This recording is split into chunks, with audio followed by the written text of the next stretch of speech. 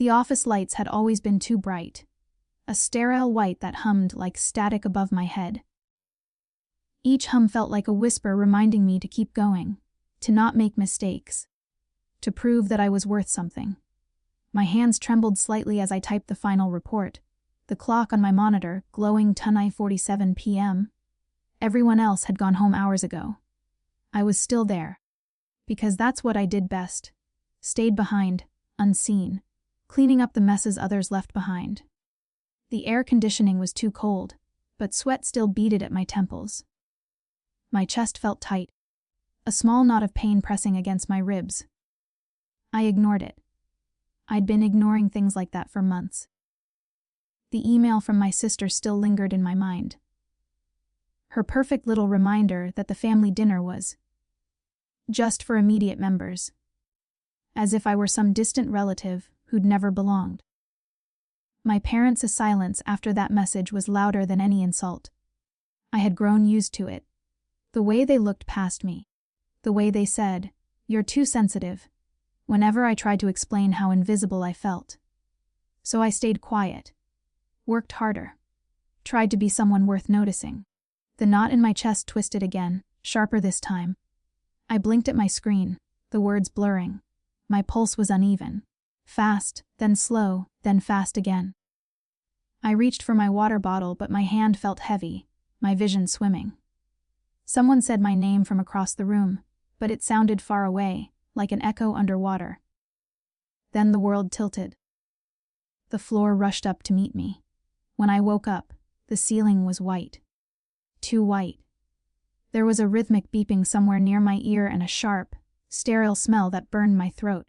My body felt heavy, like I was sinking into the mattress. "Miss Evans, can you hear me?" A nurse's face came into focus. Kind eyes, soft voice. I nodded, but my tongue was dry. "You're at St. Luke's Hospital," she said gently. "You collapsed at work. You've been out for a few hours.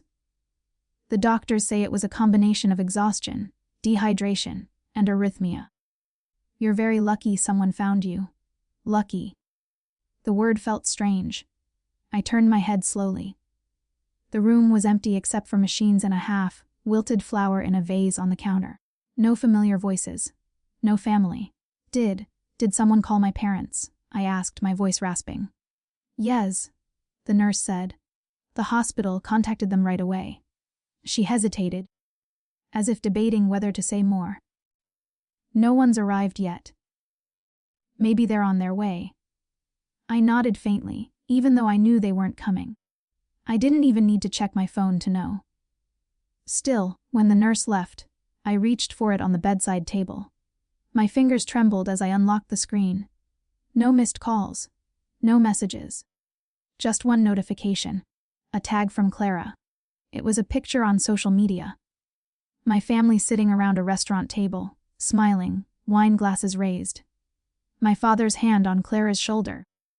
My mother laughing, her eyes bright. The caption read, "Family day without the drama." The room went quiet, though the monitor still beeped beside me. I stared at the photo for a long time. My breath caught somewhere between a laugh and a sob. Then I put the phone down. I didn't cry. I didn't send a message or call them. I just lay there, staring at the ceiling, letting the silence spread through me like ink in water. For the first time in my life, I stopped reaching for them. Outside the window, the city lights flickered faintly, the night stretching endlessly beyond the glass. Somewhere deep inside, beneath the ache and the exhaustion, something small and cold settled into place. Not anger yet, not bitterness. Just a quiet understanding. If I were gone tomorrow, they wouldn't even notice until someone told them. And somehow, that realization didn't hurt as much as it should have. It just felt peaceful. The days that followed blurred together like fogged glass. Pale mornings, long silences, and the hum of the machines that seemed to be the only things keeping me company.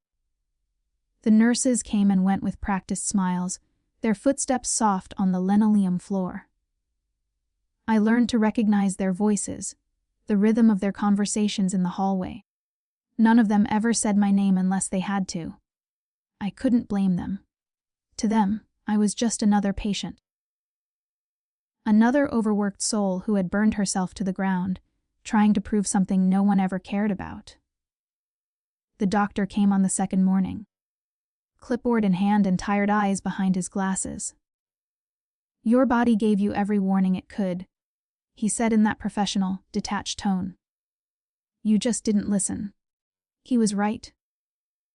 I thought of the endless nights I'd stayed at the office, long after everyone had left, the silent dinners where I pretended not to notice my parents, attention fixed on Clara, and all the times I'd smiled just to make them comfortable.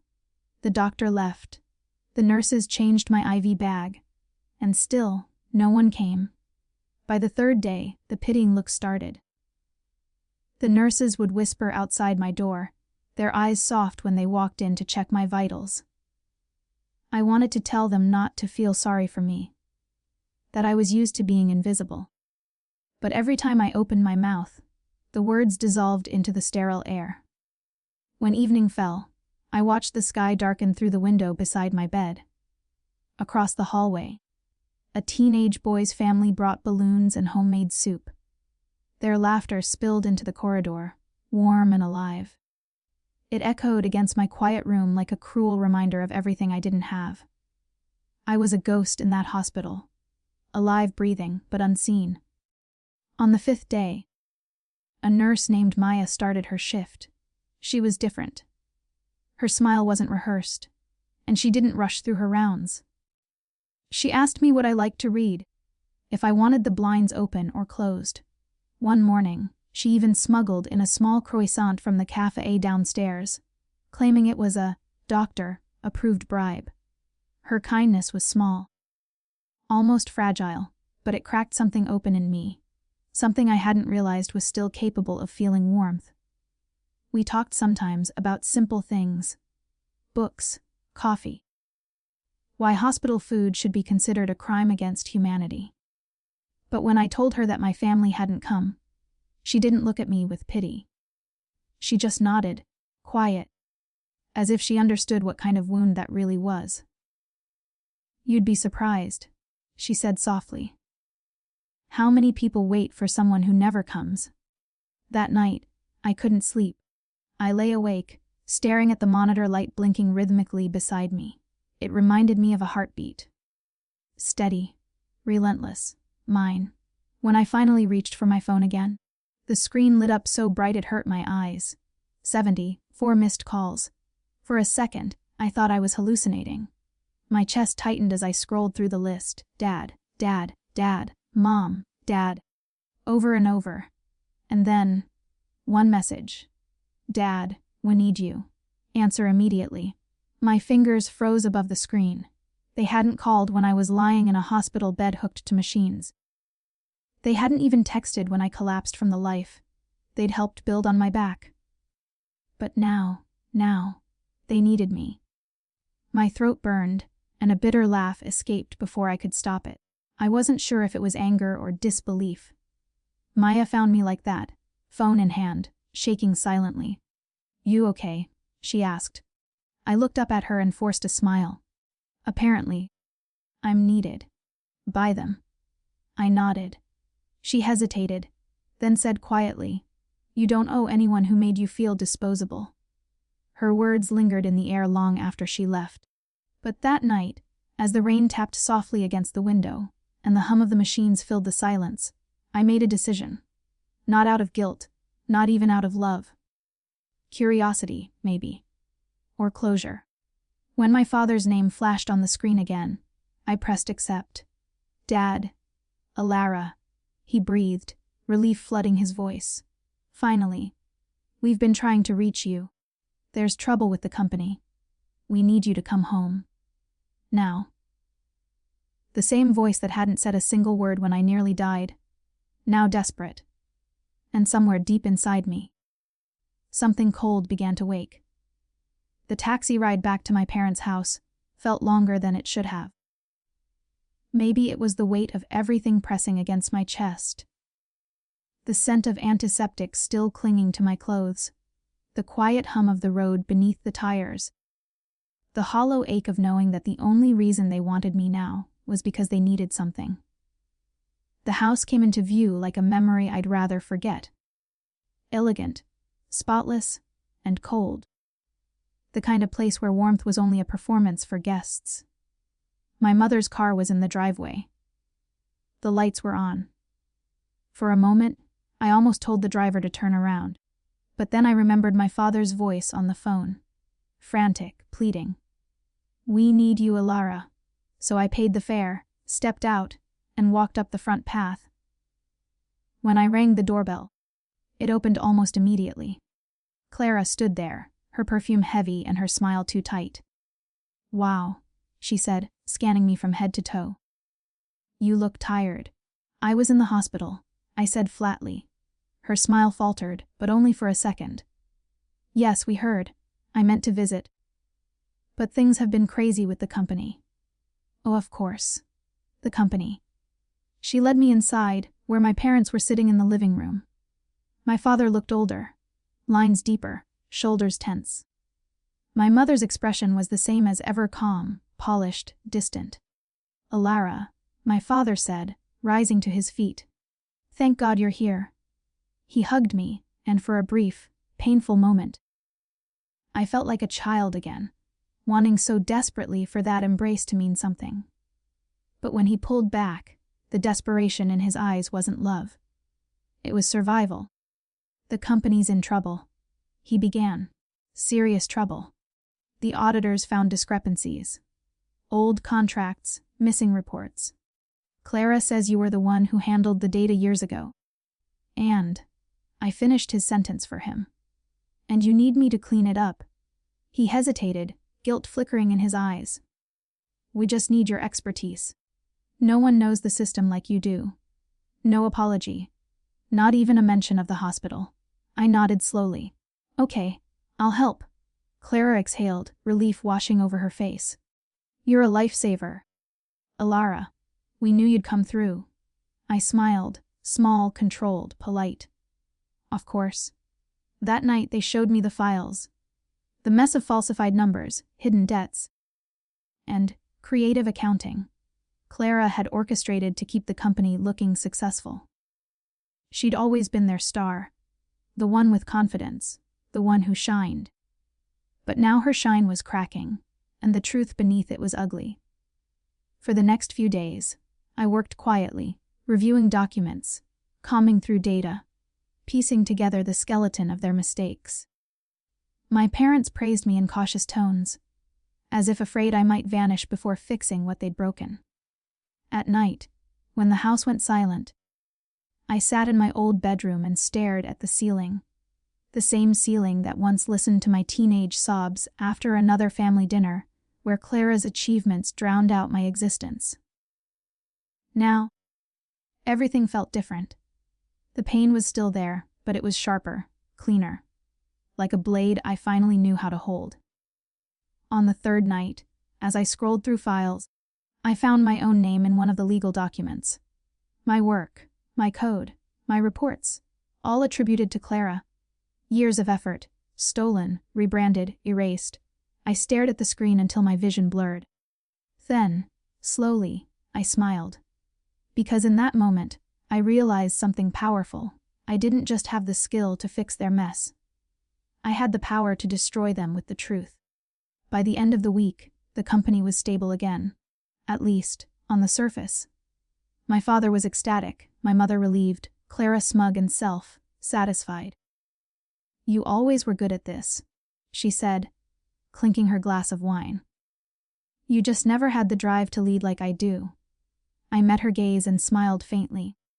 Maybe I just never wanted to lead the wrong people. And she didn't understand the meaning. Not yet. That night, as they toasted to family unity and new beginnings, I slipped quietly into my father's office and made one final edit. A file that would later speak louder than any words I could say. They had called me because they needed me. Soon, they would remember why that was their biggest mistake. Morning sunlight spilled across the marble floors, soft and golden. far too gentle for what I was about to do. My father sat at the breakfast table reading the business section, Clara on her phone, and my mother arranging flowers that would wilt before the day ended. It could have been any ordinary morning, the picture of stability and wealth. But beneath that picture, cracks were waiting. I had spent the past week deep within their files, fixing their systems, or so they believed. What I was truly doing was unraveling them, thread by thread. The company's public facade was spotless, but inside it was a nest of lies. Forged signatures, fake invoices, and fabricated success reports Clara had built to maintain her image. I had proof of all of it, and more importantly, proof that my work had been stolen and signed under her name. When I was younger, I used to dream about my parents finally seeing me, about earning their pride. But now, as I watched them talk over coffee and headlines, I realized I didn't want that anymore. I wanted freedom, so I gave them exactly what they had earned. That afternoon, while they discussed a press release for the company's successful recovery, I uploaded a file. Just one. A simple, quiet upload to a secure, anonymous address. A journalist who had once reached out to me years ago about her regularities in our firm. I'd ignored her back then. I didn't ignore her this time. Along with the documents, I attached a statement written in calm, measured words, no accusations, no anger, just truth. Facts, dates, evidence. The kind of truth that didn't need drama to be devastating. When I hit send, a strange calm settled over me. That evening, I packed my things. My laptop, a few clothes, and the stack of discharge papers from the hospital that I still hadn't shown my parents. They never asked. They never would. I was about to leave when I heard Clara's voice echo from the living room. "Dad, you need to see this." The television screen showed a breaking news banner. The company name splashed in bold letters across the bottom. Words like fraud, embezzlement, and whistleblower filled the air. Clara's face drained of color. My father's hands shook as he fumbled for his phone. They called lawyers, shouted orders, denied everything. My mother sat frozen, staring blankly at the chaos. Through it all, I stood in the doorway, silent, watching. When Clara finally noticed me, her voice cracked. "You knew about this, didn't you?" I met her eyes, calm, unflinching. I did. Her mouth opened in shock, but no words came. "You used my work," I said quietly. "You erased my name from every contract, every document. You turned me into a ghost so you could shine brighter." I just turned the lights back on. "Do you have any idea what you've done?" She shouted, tears of fury gathering. "Yes," I said softly. I told the truth.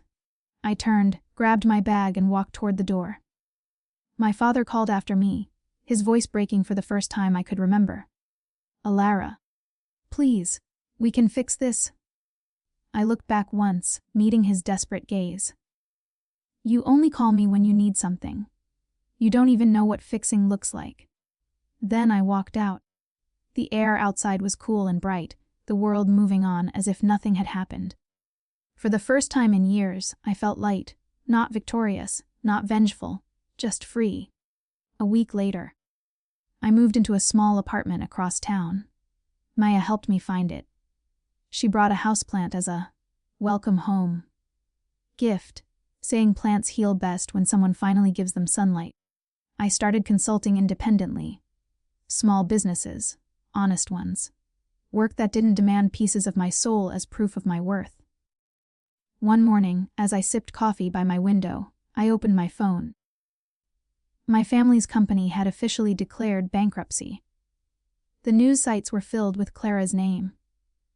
The empire they'd built on lies had finally crumbled. I scrolled past it and opened my camera instead. The light was beautiful that day, soft and forgiving.